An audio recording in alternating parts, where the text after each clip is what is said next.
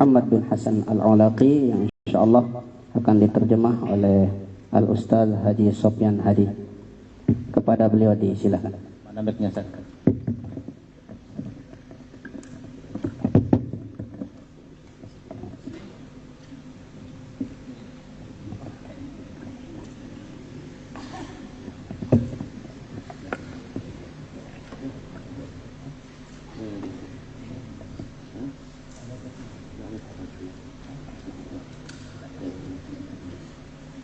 Assalamualaikum warahmatullahi wabarakatuh.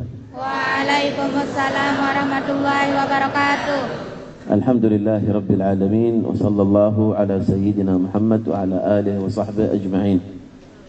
Subhanaka la ilma lana illa ma 'allamtana innaka antal alimul hakim. Allahumma aghnina bil ilm wa zayyinna bil hilm wa akrimna bit taqwa wa jammilna bil afiyah. Bismillahirrahmanirrahim. Alhamdulillahirabbil alamin. Pertama-tama marilah sama-sama kita bersyukur kepada Allah Subhanahu wa taala, bersolawat dan salam pada junjungan kita Nabi Muhammad sallallahu alaihi wasallam. Dan mudah-mudahan dalam perkumpulan kita ini kita diberikan ilmu yang bermanfaat oleh Allah Subhanahu wa taala, diberikan tambahan takwa oleh Allah Subhanahu wa taala, dan mudah-mudahan kita senantiasa diberikan kehidupan yang berkah oleh Allah Subhanahu wa taala. Amin ya rabbal alamin. أسأل الله سبحانه وتعالى أن يجعلني وإياكم من الذين يستمعون القول فيتبعون أحسنه. Mudah-mudahan juga kita dijadikan oleh Allah Subhanahu wa taala orang-orang yang setiap menerima ilmu senantiasa mempraktekannya, mengamalkannya dalam kehidupan sehari-hari. أنا سعيد اليوم أنني بينكم في هذا المعهد. Beliau senang sekali saat ini berada di tengah-tengah kalian di pondok yang mulia ini. وهذه أظن الزيارة الثالثة. Dan insyaallah kalau tidak salah ini merupakan kunjungan yang ketiga kali, kata beliau. الزيارة الأولى كانت في 2010. Dulu pertama kali beliau ke sini tahun 2010. ولا زال الإخوان سيف الدين وبقية الإخوان لا زالوا طلابا في اليمن. Beliau waktu ke sini Ustaz Saifuddin masih di Yaman tahun 2010. وكان سبب الزيارة التعرف على أهلهم. Ya, karena yang menyebabkan beliau bisa ziarah ke pondok ini dulu adalah ketika beliau kenal dengan bapaknya Saifuddin. فأخذني والد الأستاذ سيف الدين إلى الشيخ زاهد شريف. Maka dulu yang pertama mengenalkan beliau ke Tuan Guru Zahid adalah ayahnya Ustaz Saifuddin. كان ذلك بعد الإشراق. Nah, kalau nggak salah waktu itu badal isyraq sekitar jam 7.30-an. قبل 12 سنة. Sebelum dulu 12 tahun yang lalu. أسأل الله أن يتغمد الشيخ بواسع الرحمة والمغفرة. Mudah-mudahan Tuan Guru Zahid dalam lindungan Allah dilapangkan kuburnya. Amin ya rabbal alamin. ولم يكن واحد منكم في ذلك الوقت موجود. Dan beliau yakin tahun 12 tahun yang lalu 2010 satu pun di antara kalian belum ada di sini. المعهد يبقى والطلاب يتخرجون. Begitulah kehidupan pondoknya ini akan tetap ada, sedangkan santri-santriwatinya akan terus bergantian. والزيارة الثانية كانت في 2018. Ziarah beliau yang kedua tahun 2018. والزيارة الثالثة هذه.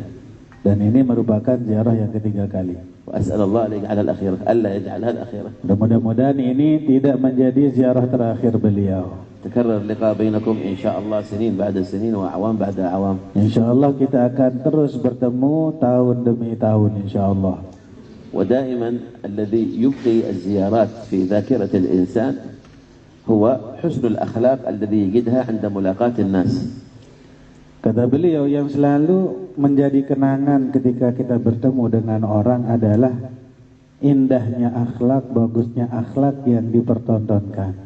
أنا زرت كثير من الأماكن لكن قد ذهبت الزيارات من الذاكرة. Jadi kata beliau sangat banyak pondok-pondok yang sudah beliau kunjungi, akan tetapi tidak semuanya menjadi kenangan, tidak semuanya beliau ingat di memorinya. ولكن الزيارة الأولى لهذا المعهد لا زالت في الذاكرة موجودة مع أنه قد مر عليها أكثر من 12 سنة. Akan tetapi ziarah kepada pondok ini meskipun sudah 12 tahun kata beliau, akan tetapi beliau masih mengingatnya seperti kemarin pagi. لما وجدته من حسن الأخلاق في الشيخ رضي الله عنه ورحمه الله رحمة الأبرار. Kenapa beliau masih mengingatnya? Karena bagusnya akhlak daripada Tuan Guru dulu ketika menyambut beliau di sini. وأمرني أن أتكلم بالعربية من أول المحاضرة إلى آخرها من غير انقطاع. Jadi dulu beliau ketika di sini diperintahkan oleh Tuan Guru Zaid untuk berbicara dengan bahasa Arab dari awal sampai akhir ceramah. ليست ترجمة للفقرة ولكن ترجمة لكلمة كاملة. Jadi tidak diterjemahkan per kata, akan tapi nanti setelah selesai baru diterjemahkan. فسألته لماذا الأنفع للطلاب أن تكون الترجمة فقرية على كل فقرة. Jadi beliau dulu bertanya kepada Tuan Guru kenapa tidak diterjemahkan per kalimat saja, karena itu akan lebih cepat dimengerti oleh santriwan-santriwati. قال حتى يطرق أسماعهم جمال اللغة العربية. Jadi kata Tuan Guru, kenapa saya memilih terjemahannya nanti di akhir, kata beliau, agar santriwan-santriwati bisa menikmati indahnya bahasa Arab. هكذا العلماء يعرفون ما ينفع الطلاب. Nah, jadi begitulah ulama-ulama sejati mengetahui mana yang lebih baik untuk santri-santri mereka. ويعظمون ما عظم الله. Beliau-beliau itu adalah orang-orang yang mengagungkan apa yang diagungkan oleh Allah Subhanahu wa taala. وتعظيم اللغة العربية ليس من باب تعظيم العرقيات. Jadi mengagungkan bahasa Arab itu bukan fanatik kepada satu negara, tidak. ولكن من باب تعظيم الديانة. Akan tetapi ini merupakan mengagungkan apa yang diagungkan oleh agama kita. النبي صلى الله عليه وسلم عظم اللغة العربية. Jadi Nabi kita Muhammad sallallahu alaihi wasallam sangat mengagungkan bahasa Arab. وأخبرنا أنه يحبها. Bahkan beliau sallallahu alaihi wasallam mengatakan dan menegaskan bahwasanya beliau sangat mencintai bahasa Arab. والصادق في حب النبي صلى الله عليه وسلم يحب ما يحبه رسول الله صلى الله عليه وسلم. Jadi orang yang benar-benar cinta kepada Nabi Muhammad sallallahu alaihi wasallam akan cinta kepada bahasa Arab. هل تحبون النبي صلى الله عليه وسلم؟ Kita di sini cinta enggak sama Nabi Muhammad? Cinta. هل تحبون اللغة العربية؟ Cinta bahasa Arab enggak? Make enggak? الصوت أخفت من الأول. Jadi suara jawabannya lebih rendah daripada yang pertama tadi. مصداق محبة النبي صلى الله عليه وسلم محبة ما يحبه رسول الله صلى الله عليه وسلم. Jadi ketika kita benar-benar cinta adalah kita mengikuti apa yang dicintai oleh kekasih kita. هل تحبوا اللغة العربية؟ Cinta bahasa Arab enggak? Cinta. Ya ibu. هل تتكلمون العربية؟ Tapi ngomongnya pakai bahasa Arab apa pakai bahasa Lombok? لا.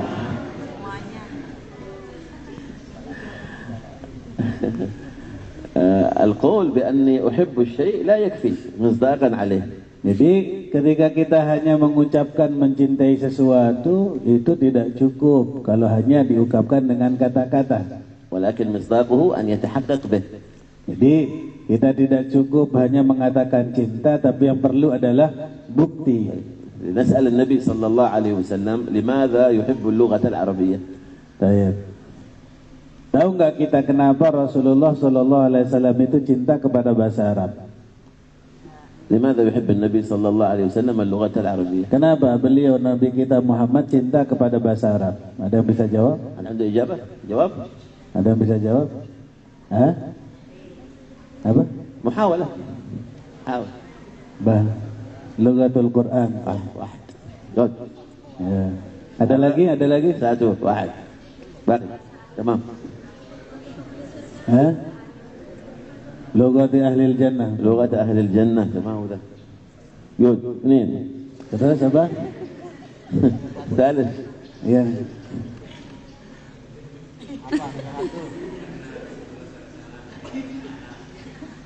Lianna Nabi takalam bil Arabiyah. سنت.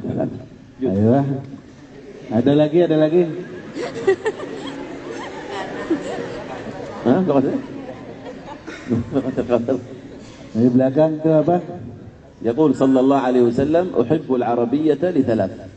Jadi Rasulullah mengatakan beliau cinta bahasa Arab itu karena tiga sebab. لأنها لغة القرآن. Yang pertama merupakan bahasa Al-Quran. ولأنني عربي. Yang kedua karena beliau adalah orang Arab. ولأنها لغة أهل الجنة. Yang ketiga karena nanti orang-orang penghuni surga itu berbicara dengan bahasa Arab. أهل الجنة ما يتكلمون إندونيسي. Jadi nanti orang di surga itu kalau ngomong pakai bahasa Indonesia, apalagi bahasa Lombok. ما في ترجمة. Enggak pakai terjemah nanti di bahasa di surga, enggak butuh penerjemah. كيف تفعله؟ Nah, sekarang kalau kita nggak belajar bahasa Arab, terus gimana ntar kita ngomong? Pakai bahasa isyarat. الذي يريد الجنة يتعلم اللغة العربية. Nah, jadi kalau kita benar-benar pengen masuk surga, belajar bahasa Arab. نحن اليوم قد نسعى لتعلم اللغة الإنجليزية. Ya, kadang sekarang di zaman kita ini orang-orang itu lebih semangat belajar bahasa Inggris. لماذا؟ Kenapa?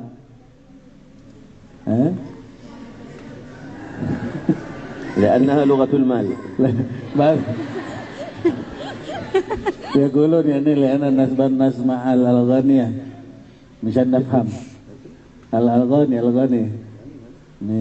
من الغربي يعني بالإنجليزي أتعلم من اللغة الإنجليزية مشان نفهم ما يقولون في الأغاني. لا هي لغة المال. Jadi bahasa Inggris itu bahasa memang yang mendatangkan uang. لغة البزنس. Bahasa orang bisnis. لكن اللغة العربية لغة الدين. Iya, boleh kita mempelajari bahasa Inggris gak apa-apa, cuman jangan sampai kita meninggalkan bahasa Arab yang diagungkan oleh agama kita. الدين لم يمنعنا من تعلم الإنجليزية. Nah, jadi agama kita memang tidak pernah melarang kita untuk belajar bahasa Inggris, enggak apa-apa. ولم يمنعنا من تعلم ما هو مفيد في الحياة. Dan apapun yang kita pelajari di dunia ini yang memberikan kita manfaat, nggak apa-apa, silakan pelajari. لكنه في نفس الوقت دعانا إلى تعلم لغة القرآن. Akan tetapi di lain sisi kita juga diajak dan diperintahkan untuk mempelajari bahasanya Al-Quran. الإنسان عندما سيسأل في قبره لن يسأله الله سبحانه وتعالى كم جمعت مالا. Jadi nanti kita ketika sudah di dalam kubur, para malaikat tidak akan pernah menanyakan kita berapa banyak harta yang sudah kita kumpulkan. ولكن ماذا كنت تعبد. Akan tetapi yang akan ditanya nanti adalah apa yang dulu kita sembah. الذي يعرف اللغة العربية يتعرف على مراد الله سبحانه وتعالى من الإنسان. Jadi ketika kita mempelajari bahasa Arab, dari sanalah kita bisa memahami apa yang diinginkan oleh Allah Subhanahu wa taala daripada diciptakannya manusia. ويتضح له الدين أكثر وأكثر. Kemudian kita akan lebih memahami agama kita lebih banyak dan lebih banyak lagi. والقرآن بكلامه العربي يؤثر في القلوب لمن يفهم. Jadi Al-Qur'an ini akan lebih dirasakan kenikmatannya, akan lebih dirasakan kenikmatan Al-Quran ini bagi orang-orang yang memahaminya. حتى أن كثيرا من المشركين الذين كذبوا النبي صلى الله عليه وسلم إذا تلي عليهم القرآن تنهال دموعهم. Bahkan jangankan kita orang Islam, kata beliau, dulu orang-orang kafir, orang-orang yang memusuhi Nabi kita Muhammad sallallahu alaihi wasallam, ketika mereka dibacakan Al-Quran mereka pun menangis. لأنه لا يقرأ أسماع الرأس ولكن يقرأ أسماع القلب. Karena Al-Quran ini ketika dibacakan tidak hanya menyerang atau masuk kepada telinga yang ada di kepala kita, akan tetapi dia langsung menusuk hati kita. وهذا الأمر لا زال مفتوحا ولم يغلق. Dan perkara ini masih tetap terbuka, kesempatan untuk merasakan itu masih ada. كل من أراد الدخول إليه فتح الله عليه. Barang siapa yang ingin merasakan kenikmatan tersebut, maka Allah Subhanahu wa taala akan memberikannya. قال الله سبحانه وتعالى ولقد يسرنا القرآن للذكر فهل من مدكر. Jadi Allah Subhanahu wa taala di dalam Al-Quran mengatakan sudah dimudahkan untuk mendapatkan kenikmatan tersebut, tinggal kita, apa kita mau berusaha untuk mendapatkan tersebut apa tidak. وكرر هذه الآية أكثر من 10 مرات. Bahkan ayat ini diulangi oleh Allah Subhanahu wa taala lebih dari 10 kali. ليعلمنا أن تناول القرآن شيء سهل.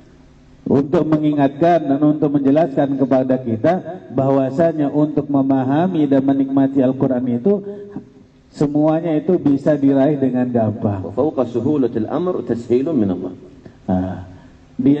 Dilebihkan lagi, ditambahkan lagi oleh Allah Subhanahu wa taala, ketika kita akan berusaha mendapatkan, pasti akan dimudahkan jalannya oleh Allah Subhanahu wa taala. أنت عندما تتعلم الإنجليزية هل تجد ثواب حسنات؟ Kita ketika belajar bahasa Inggris dapat pahala apa enggak? حسنة بعشر أمثالها؟ Dapat 10 kali lipat pahalanya apa enggak? إلا ممكن. Bisa, kata beliau. Bisa. إذا كنت تحمل نية صالحة. Jika kita belajar bahasa Inggris dengan niat yang bagus, dengan niat yang salihah. أحتاجها إلى نشر الإسلام في أمريكا. Misalkan kita niatkan belajar bahasa Inggris untuk menyebarkan agama Islam kepada turis-turis yang datang misalkan. لتعليم الكفار الإسلام. Orang-orang para wisatawan yang ke sini kita ajarkan agama Islam. Bisa. بعض الأمور قد تكون بسيطة ولكن يتوقف عليها هداية ناس. Nah, kadang-kadang kita menyepelekan hal-hal tersebut, tapi bisa jadi itu menyebabkan sebab mereka mendapatkan hidayah petunjuk dari Allah Subhanahu wa taala. فالإنسان يقيم أسباب الهداية وأما الهداية فعلى الله سبحانه وتعالى. Jadi kita itu tugasnya hanya berusaha memberikan hidayah, dan pada intinya hanya Allah yang bisa memberikan hidayah. لكن اللغة العربية تؤجر على تعلمها. Akan tetapi kalau bahasa Arab sekedar kita mempelajarinya saja sudah mendapatkan pahala. فعلاقة الإنسان بالعربية علاقة دين. Jadi hubungan kita dengan bahasa Arab itu adalah ikatan agama kita. وتعظيم لحرمة الله. Dan merupakan pengagungan terhadap apa yang diagungkan oleh Allah Subhanahu wa taala. خلال تعظيم شعائره. Merupakan pengagungan terhadap apa yang diagungkan oleh Allah Subhanahu wa taala. قال الله سبحانه وتعالى ومن يعظم شعائر الله فإنها من تقوى القلوب. Jadi Allah Subhanahu wa taala berfirman, barang siapa yang mengagungkan apa yang diagungkan oleh Allah Subhanahu wa taala, maka ini merupakan tanda daripada ketakwaan. ثم حدثت لي حادثة في هذا المعهد لم أنساها. Kemudian ada satu kejadian yang beliau tidak bisa lupa dari pondok ini. عندما انقضى المجلس مع الشيخ وذهبنا إلى مكان الاستراحة وجدت لائحة مكتوب عليها العقل السليم في الجسم السليم. Nah, dulu ketika selesai pengajian bersama Tuan Guru Zahid, setelah beliau selesai diajak ke tempat istirahat, beliau mendapati tulisan besar, Al-Aqlus Salim fi Jismi Salim, akal yang sehat ada di jiwa yang sehat, ada di badan yang sehat. هل سمعتم من قبل هذه العبارة؟ Pernah dengar nggak kalimat tersebut? طيب أنا أسألكم سؤال، هل هذا الكلام صحيح؟ Itu kira-kira benar apa enggak kalimat tersebut? معنى الكلام أن الإنسان لا يكون تفكيره سليما إلا إذا كان جسمه سليم. Jadi kalau kita memahami dari kalimat tersebut bahwasanya pikiran sehat itu akan datang dari badan yang sehat. هل سلامة العقول تعتمد على سلامة الأجساد؟ Jadi beliau bertanya sekarang, apakah pikiran sehat itu datangnya dari badan yang sehat? جواب. Enggak. Berarti setiap orang, يا عام أو لا؟ benar apa tidak kata dia? هنا نعم هنا لا. هل سلامة التفكير تعتمد على سلامة الجسد؟ Apakah orang itu bisa, kata beliau mengulangi pertanyaannya, apakah sudah terjamin setiap orang yang memiliki badan yang sehat, badan yang kuat akan melahirkan pemikiran yang sehat juga? بمعنى آخر، هل يعني إذا كنت صاحب جسم سليم يستلزم من ذلك أن يكون تفكيرك سليما؟ Jadi kalau badan kita sehat, badan kita kuat, sudah memastikan bahwasanya cara berpikir kita itu positif? هل يستلزم أو لا يستلزم؟ Benar apa tidak? لا يستلزم. إذن هذه العبارة خاطئة. Berarti kalimat tersebut tidak benar kata beliau. ولكننا نكررها. Akan tetapi kita selalu mengulangi kalimat tersebut, menulis kalimat tersebut. ونعيش عليها. Bahkan kita hidup di atasnya. ماذا يعني هذا الكلام؟ Kata beliau, apa yang diinginkan dari kalimat tersebut? الذي وضع هذه العبارة يخبرنا أن الأصل والأهمية في الجسد وليس في Jadi القلب. orang yang dulu menulis pertama kali kalimat atau ibarat tersebut mengkampanyekan bahwasanya yang terpenting di hidup kita ini adalah menjaga badan. لذلك فتحوا لنا باب الشهوات. Sehingga dibukakan di dunia ini oleh mereka pintu-pintu untuk kita memuaskan syahwat kita. وكل ما يشبع رغبات الجسد. Sehingga dibukakan juga pintu-pintu untuk memanjakan badan kita. حتى أن كثير من المسلمين صار لا يهمه إلا جمال مظهره. Sehingga banyak orang-orang sekarang, kata beliau, yang diprioritaskan, yang dipentingkan adalah tampilan luarnya saja. ويسعى إلى تجميل ذلك. Ya, berusaha bagaimana caranya biar glowingnya maksimal. ولا يخرج من بيته حتى ينظر في المرآة. Nah, jadi nggak mau keluar kalau sudah 2 jam berdiri di depan cermin misalkan. وخصوصا البنات. Terlebih yang perempuan kalau pasang jilbabnya pakai penggaris. أليس هذا صحيح؟ Benar nggak? La. طيب هل نظر إنسان منا في يوم إلى جمال قلبه؟ هل نظر إنسان منا في يوم إلى ما يحسن قلبه؟ Jadi beliau sekarang bertanya, ini kan yang selama ini kita selalu mementingkan penampilan luar kita. Ada nggak di antara kita yang selama ini sekali saja itu melihat hati kita? كيف يكون القلب جميلا؟ Bagaimana caranya kita itu membersihkan atau membaguskan hati kita? هل يضع عليه ألوان؟ Ada warnanya nggak hati kita? Tepet kincu napa deh? مثل ألوان الوجه؟ Tepupur napa enggak? Diglowingin juga nggak hatinya? عندما ننظر للقرآن نجد جمال القلب. Nah, jadi kata beliau, cara kita membersihkan, memperindah hati kita itu adalah diantaranya membaca Al-Quran. والكاظمين الغيظ. Terus menahan emosi kita, menahan amarah kita. والعافين عن الناس. Saling memaafkan diantara kita. الله يحب المحسنين. Apa? والله يحب المحسنين. Dan Allah Subhanahu Wa Taala cinta kepada orang-orang yang berbuat bagus. والذين إذا فعلوا فاحشة أو ظلموا أنفسهم ذكروا الله.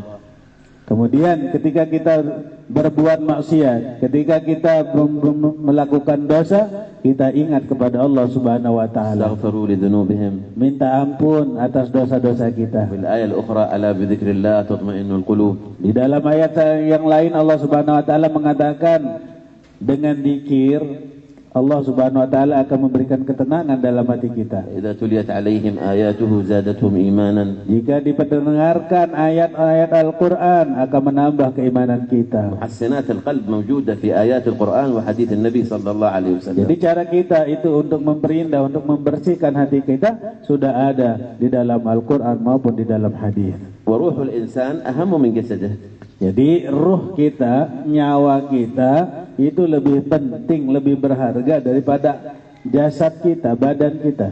الإسلام يدعونا إلى جمال الروح.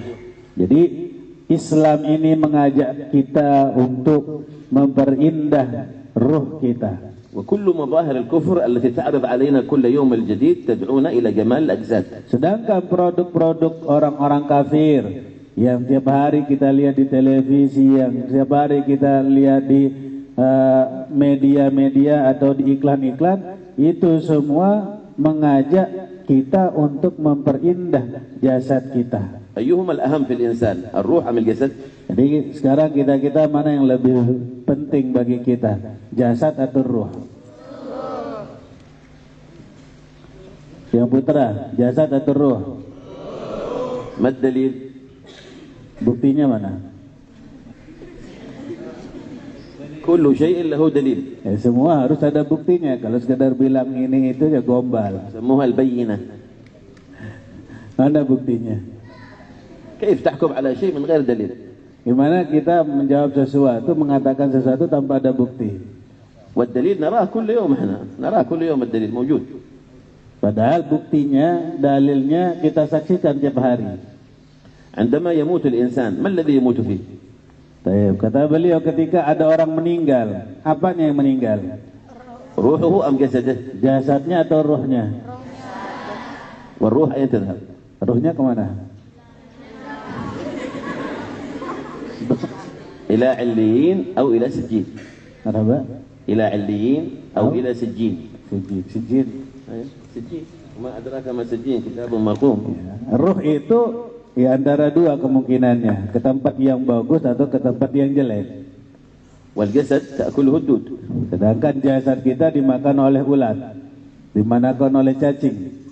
حتى لو كان جميلا. Berbe-berbe ke enges, berbe-berbe ke gagah. فالديدان لا يعرفون جمال الوجه. Nah, kalau cacing itu tidak pernah melihat yang putih, yang bedang, sikat, bos. ولكن يعرفون جمال القرآن. Yang bisa menahan cacing itu yang untuk tidak dimakan adalah حافظ القرآن لا تأكله الدود. ya, jadi yang bisa menahan mereka atau hewan-hewan itu untuk memakan kita nanti di dalam kubur adalah Al-Quran. Orang-orang hafal Al-Quran tidak akan tersentuh jasadnya. والشهيد في سبيل الله لا تأكله الدود. Orang yang meninggal syahid juga jasadnya akan awet utuh, tidak akan tersentuh. والعالم لا تأكله الدود. Alim. Orang-orang yang alim, orang-orang yang berilmu tidak akan tersentuh. هذه كلها متعلقة بالروح أم متعلقة بالجسد؟ Nah, ini semuanya terikatnya dengan ruh atau jasad? هذا الذي عليه المدار. Apa? هذا الذي عليه الأمر المهم. Inilah sebenarnya tugas kita di dunia ini. ماذا قال الله؟ Apa yang disampaikan oleh Allah? لأن قول الله هو الحكم. Karena kita harus sampaikan dari Allah Subhanahu wa taala karena beliaulah yang memiliki ketentuan. قال الله سبحانه وتعالى يوم لا ينفع مال ولا بنون إلا من أتى الله بجسم ولا بقلب؟ بقلب سليم. Nah, jadi Allah Subhanahu wa taala mengatakan dalam Al-Qur'an bahwasanya nanti ada satu hari, yaitu hari kiamat. La yanfa'u malun wala banun, tidak akan bermanfaat bagi kita baik putra-putri kita atau harta benda kita tidak akan bisa menolong kita kecuali apa? Qalbin salim. Lam yaqul biqismin salim. Nah, jadi hati yang bersih, hati yang bagus itulah yang akan bermanfaat bagi kita. Allah Subhanahu wa taala tidak mengatakan jasad atau badan yang bagus yang bisa menolong kita. Idzan Al-Qur'an yusahhih hadhihi al-ibarah. Jadi Al-Qur'an mengkoreksi kalimat yang tadi itu. Ana a'tikum mithal. Beliau memberikan satu contoh. من أجل أن يتضح الموضوع. Biar kita lebih jelas daripada yang disampaikan. النبي صلى الله عليه وسلم كان جالسا بين أصحابه في المسجد. Dulu Rasulullah Sallallahu Alaihi Wasallam satu hari pernah duduk bersama para sahabat di dalam masjid. فقال لهم يطلع عليكم الآن رجل من أهل الجنة. Beliau mengatakan Rasulullah akan masuk di antara kalian sekarang ahli surga. فكل المنتظرين يظنون أن الذي سيظهر أبو بكر أو عمر أو أحد المشهود لهم بالجنة. Jadi ketika Rasulullah mengatakan seperti itu, para sahabat menunggu siapakah yang akan masuk. Mereka menyangka yang akan masuk itu adalah Sayyidina Abu Bakar atau Sayyidina Umar. فإذا بالذي دخل رجل ضعيف من مساكين الناس. Ternyata setelah lama ditunggu adalah ada orang masuk itu orang yang paling sederhana, orang miskin. يحمل عليه في يديه ولحيته تقطر من ماء الوضوء. Beliau yang datang itu membawa sandal, kemudian jenggotnya itu dibasahi dengan air wudu. هذه الشهادة من من؟ Nah, ini merupakan garansi dari siapa? النبي محمد. Dari Nabi Muhammad sallallahu alaihi wasallam. هذه الشهادة أعظم من شهادة الدكتوراه اليوم. Ini garansi melebihi ijazah-ijazah atau gelar-gelar daripada dokter-dokter yang ada sekarang ini. اليوم الثاني في نفس المجلس يقول يطلع عليكم الآن رجل من أهل الجنة. Di hari kedua Rasulullah kembali mengatakan akan masuk kepada kalian sekarang seorang laki-laki ahli surga. كل الناس نظروا إلى الباب. Semua orang kemudian menoleh kepada pintu. فدخل نفس الرجل. Maka masuk lagi orang yang kemarin بنفس الهيئة. dengan cara yang sama, membawa sandal dan ininya masih basah dengan air wudhu jenggotnya. وفي اليوم الثالث يقول يطلع عليكم الآن رجل من أهل الجنة ويدخل ذلك الرجل. Kemudian di hari ketiga kembali Rasulullah mengatakan akan datang kepada kalian sekarang seorang yang ahli surga, maka datang orang yang sama. كم شهادة؟ Berarti berapa kali Rasulullah memberikan garansi? من النبي صلى الله عليه وسلم. Apa? من النبي صلى الله عليه وسلم. Ini merupakan garansi yang disampaikan oleh Rasulullah sallallahu alaihi wasallam. أحد الصحابة أراد أن يتعرف كيف نال هذا الرجل هذه الشهادة. Jadi ada satu di antara sahabat yang hadir waktu itu penasaran, kenapa orang ini mendapatkan garansi masuk surga padahal dia masih di dunia. فجاء إليه وطلب منه أن يبات عنده أيام. Maka pada satu malam sahabat yang penasaran ini mendatangi rumah orang yang tadi itu. Dia minta izin untuk nginep di rumahnya. فمكث عنده أول ليلة. Malam pertama dia nginep di sana. عندما جاء الليل قام هذا الصحابي بالتهجد والرجل نائم. Nah, orang yang penasaran tadi itu bangun sholat tahajud, sedangkan tadi orang yang mendapatkan garansi surga masih tidur. إذن لم ينال هذه الشهادة بطول القيام. Nah, jadi pelajaran pertama, kesimpulan pertama yang didapatkan, orang ini tidak mendapatkan jaminan masuk surga bukan karena banyaknya sholat tahajud. فقال في نفسه لعله مريضا أو معذورا هذه الليلة فلم يقم. Akan tetapi sahabat yang tahajud ini husnudzon, oh mungkin dia kecapean, mungkin dia sakit, jadi malam ini enggak sholat tahajud. وعندما طلع الفجر أصبح الصحابي صائما والرجل مفطرا. Ketika di siang hari, sahabat yang penasaran ini puasa, sedangkan orang yang mendapatkan jaminan surga tadi enggak puasa. إذن لم ينال هذه الشهادة بكثرة الصيام. Jadi kesimpulan yang kedua yang didapatkan sahabat ini, orang tersebut tidak mendapatkan jaminan surga karena banyaknya puasa sunnah. قال في نفسه أيضا لعله معذور في هذا اليوم فلم يستطع الصوم. Akan tetapi sahabat jadi itu masih husnudzon, oh mungkin dia capek, mungkin dia sakit sehingga nggak bisa puasa. في اليوم الثاني مثل ذلك وفي اليوم الثالث مثل ذلك. Hari yang kedua sama seperti hari yang pertama, hari yang ketiga pun sama dengan hari yang pertama dan kedua. فقال له يا هذا أنا لم أطلب المكث عندك إلا لأني سمعت رسول الله صلى الله عليه وسلم يشهد لك بالجنة.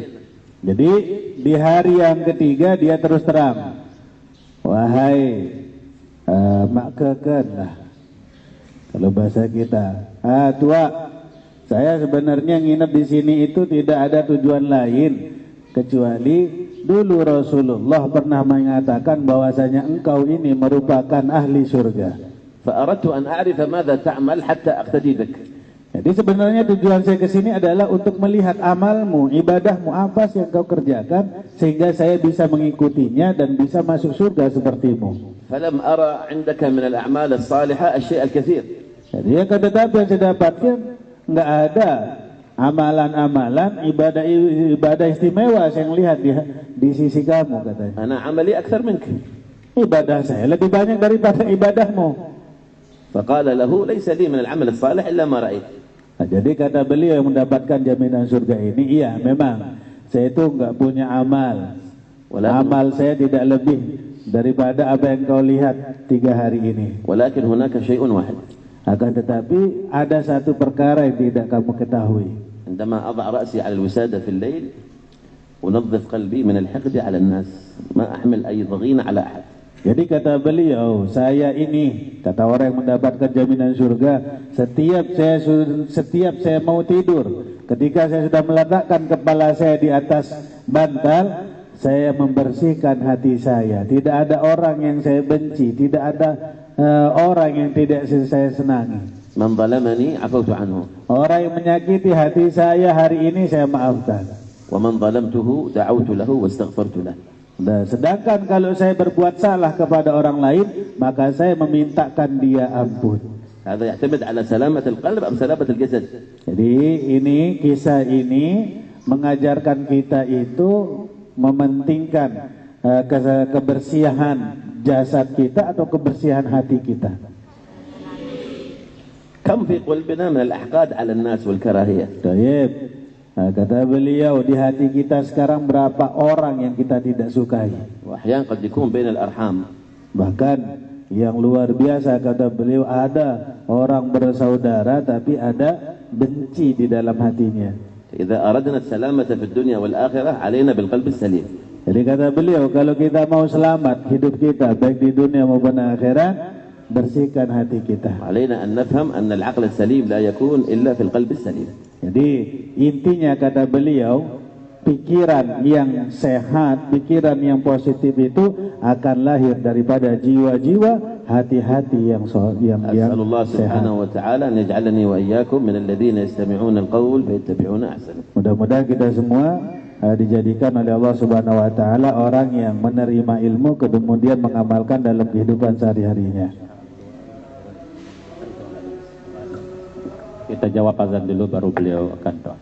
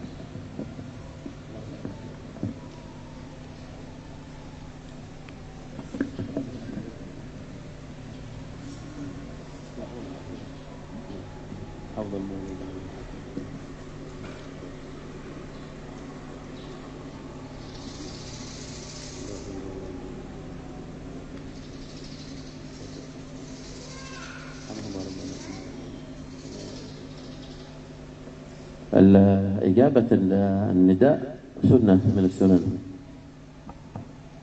Menjawab adzan itu sunnah daripada sunnah-sunnahnya Rasulullah sallallahu alaihi wasallam. دعانا النبي صلى الله عليه وسلم أن نحافظ عليها ونقدرها. Jadi kita juga diperintahkan oleh Rasulullah untuk selalu menjawab adzan itu. لأنها من تعظيم شعائر الله. Dan itu termasuk juga mengagungkan apa yang diagungkan oleh Allah Subhanahu wa taala. الأذان شعيرة من شعائر الله. Adzan ini merupakan syiar-syiarnya agama Islam. تعظيم الأذان في الإنصات إليه. Jadi ketika ada adzan, kita juga diperintahkan untuk mendengarkannya. ليس عندما نكون في المدرسة فقط. Tidak hanya ketika di pondok atau di madrasah saja kita dengarkan adzan. بل في كل وقت.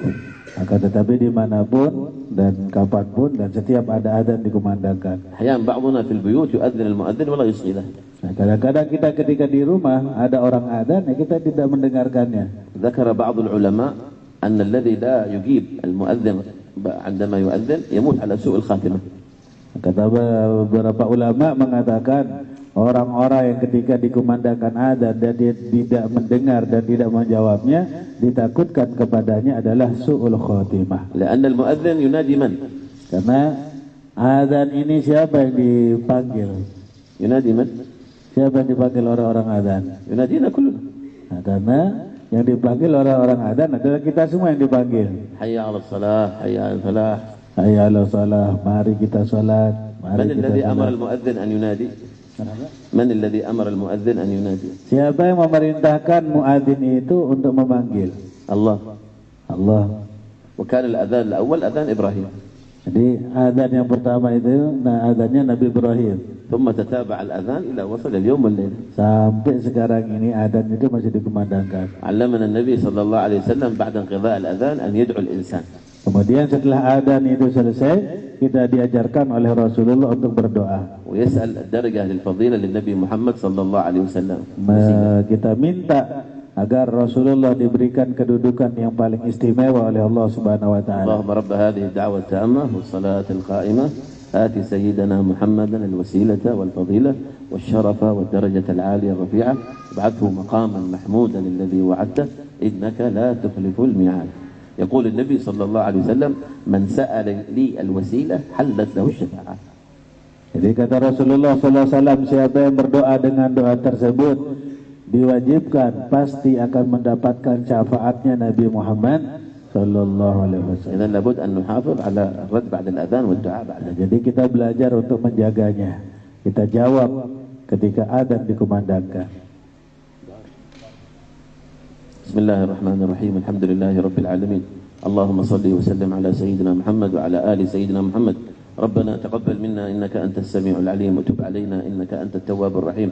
اللهم لك الحمد حتى ترضى ولك الحمد إذا رضيت ولك الحمد بعد الرضا. اللهم صل وسلم على سيدنا محمد في الأولين وصلي وسلم على سيدنا محمد في الآخرين وصلي وسلم على سيدنا محمد في كل وقت وحين وصلي وسلم على سيدنا محمد في الأنبياء والمرسلين وصلي وسلم على سيدنا محمد في عبادك الصالحين وصلي وسلم على سيدنا محمد في الملأ الأعلى إلى يوم الدين وصلي وسلم على سيدنا محمد حتى ترث الأرض ومن عليها وأنت خير الوارثين. اللهم اجعل جمعنا هذا جمعا مرحوما تفرقنا من ربنا من بعده تفرقا مباركا معصوما لا تجعل فينا ولا منا ولا يتبعنا شقيا ولا ضالا ولا محروما ولا عن باب عفوك مطرودا. تقبل منا اليسير واعف عنا الكثير ولا تؤاخذنا يا مولانا بالذنب والتقصير.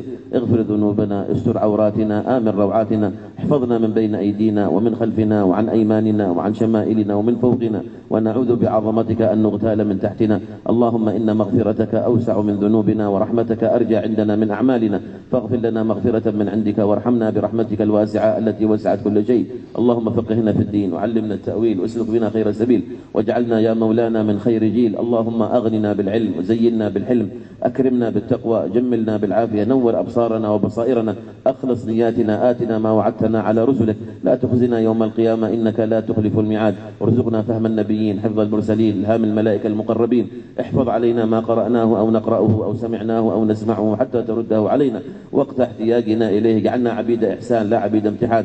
اللهم كما جعلتنا نبات نعمتك نسألك ألا تجعلنا حصاد نقمتك. اجعلنا سببا لمن اهتدى ولا تجعلنا سببا لمن ضل وغوى. اللهم بارك في هذا المعهد وبارك في القائمين عليه وبارك في طلابه وبارك في طالباته وبارك في المعلمين وبارك في المدرسين وبارك في العاملين وبارك في كل من خدم وأجزل علينا ولهم يا ربنا من أرزاقك الحسية والمعنوية الظاهرة والخفية. اللهم بارك في الصغار وبارك في الكبار وبارك في الرجال وبارك في النساء وبارك في الطلاب وبارك في الطالبات وبارك لنا ولهم في كل ما خولتنا من النعم وزدنا منها وارزقنا الشكر عليها ولا تجعله آخر العهد منا ولا من هذا المكان ولا من هؤلاء الإخوان. اللهم ردنا إليهم ردهم إلينا سنين بعد سنين وأعوام بعد أعوام زائدين غير ناقصين راضين غير ساخطين مجتمعين لا متفرقين مغفورا لنا غير مذنبين مقبولين لا مطرودين. اللهم إنا نسألك طول العمر في طاعتك وطاعة حبيبك ونبيك محمد صلى الله عليه وسلم في صحة كاملة وفي عافية دائمة. اجمعنا يا مولانا بعد طول الأعمار في أعلى فراديس الجنان في جنات تتفجر منها الأنهار خالدين من غير سابقة عذاب ولا عتاب ولا فتنة ولا حساب مع الذين أنعمت عليهم من النبيين والصديقين والشهداء والصالحين وحسن أولئك رفيقا. وارحم المتقدمين من آبائنا ومن قراباتنا ومن أرحامنا ومن مشائخنا ومن معلمينا ومن له حق علينا ومن جمعتنا به ولو ساعة من ساعات الدنيا وجميع المسلمين والمسلمات والمؤمنين والمؤمنات. اللهم اغفر لهم وارحمهم. اللهم عافهم واعف عنهم. اللهم أكرم نزلهم. اللهم وسع مدخلهم. اللهم اغسلهم بالماء والثلج والبرد. نقهم يا مولانا من الذنوب والخطايا كما ينقى الثوب الأبيض من الدنس. اللهم أبدلهم دارا خيرا من دارهم وأهلا خيرا من أهلهم وجيرانا خيرا من جيرانهم وأزواجا خيرا من أزواجهم. اللهم اقهم فتنة النار وعذاب القبر كلهم من بعد الأحباب حبيبا. آتهم من كل خير نصيبا. املأ قبورهم يا مولانا نورا ومسكا وطيبا. اللهم حف قبورهم بالضياء والنور والفسحة والسرور والبهجة والحبور من يومنا هذا إلى يوم البعث والنشور. برد اللهم بعفوك مضاجعهم وآنس وحشتهم واجعل معهم الروح والريحان والزلفة في الجنان وحرم أجسادهم على النيران. اللهم إنا نسألك من كل ما سألك منه عبدك ونبيك محمد صلى الله عليه وسلم من خير الدنيا ونعيم الآخرة وعبادك الصالحون ونستعيذ بك من كل ما استعاذ بك منه عبدك ونبيك محمد صلى الله عليه وسلم من شر الدنيا وعذاب الآخرة وعبادك الصالحون. اللهم إنا نسألك من كل خير أحاط به علمك في الدنيا والآخرة ونعوذ بك من كل شر أحاط به علمك في الدنيا والآخرة. هذا الدعاء ومنك الإجابة وهذا الجهد وعليك التكلام. دعوناك ربنا كما أمرتنا استجب لنا كما وعدتنا إنك لا تخلف الميعاد. ربنا آتنا في الدنيا حسنة وفي الآخرة حسنة وقنا وأهلينا ووالدينا عذاب القبر والنار. صلى الله على سيدنا محمد النبي الأمي وعلى آله وصحبه وسلم. الحمد لله رب العالمين. فاتحة.